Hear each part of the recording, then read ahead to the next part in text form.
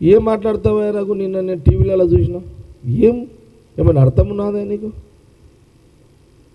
నీకేం అవసరమే రాహుల్ గాంధీ గురించి? కిషన్ రెడ్డి మొట్టికాయలు కొట్టిండా నేను రాహుల్ గాంధీ మాట్లాడితే ఏమన్నా బుర్రున్నదా నీకు? తెలివి దానికి? ఏమన్నా ఎంపీ అయినావు, సరే ఎమ్మెల్యే చేసినావు, ఇవన్నీ మాట్లాడితే ఎక్స్పోజ్ అవుతారా? నేను ఆ మధ్యలో ఏదో చెప్పిన తలివి తాను ఎక్కువ, నేనేదో పెద్ద బాగా చదువుకున్నా, బాగా బుర్ర ఉంది, బుర్రలో తెలివి ఉంది అని నువ్వు అనుకుంటున్నావు. కానీ అవతలోడు ఇది ఓవర్ చేస్తాడు అనుకుంటారు ఎవరైనా.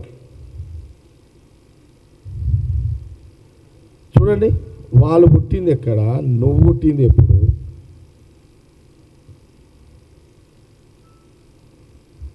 నువ్వు కూడా వీళ్ళందరూ మునిమన్మల్ల ఏజ్ మీ అందరిది. ఓకే, మీరు మీ పార్టీలో మీ లీడర్షిప్ మీరు ఎదగాలనుకున్నప్పుడు కొంత రాజకీయపైన విమర్శలు మీరు చేసుకోవాలనుకున్నప్పుడు కొంత ఉంటుంది. కానీ మాలాంటి వాళ్ళకి కౌంటర్ ఇచ్చినప్పుడు నువ్వు జవాబు చెప్పే పరిస్థితులు కూడా ఉండాలి కదా. ఏం చెప్తావా? నువ్వు వస్తావా డిబేట్కి? రావు.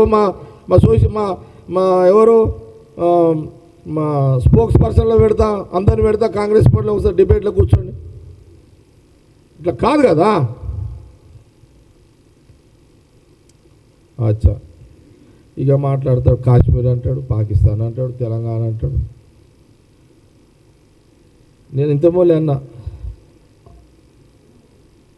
ఇంకో మాట చెప్తున్నా, అసలు వీళ్ళు రాహుల్ గాంధీ గారి గురించి మాట్లాడుతున్నారు. రాహుల్ గాంధీ గారి యొక్క ఖాందాన్ ఏందో తెలిసి కూడా మాట్లాడుతున్నారు, వాళ్ళ త్యాగాలకు తెలిసి కూడా మాట్లాడుతున్నారు. అని నాయన మీరు మాట్లాడేటోళ్ళు మీ నాయనల పిన్నిలు కూడా కాలేవరా నాయన? అప్పటికి మీ నాయన పిన్నిలు అంటే కడుపులు ఉన్నదేమో అని అనుకోవచ్చు. మీరు పిన్నిలే కాలేవు మీ అయ్యలకు. మీకు ఎందుకు మాట్లాడతారా బాగా బాబు మీరు? అంత ఇదంతా ఏమో అంతా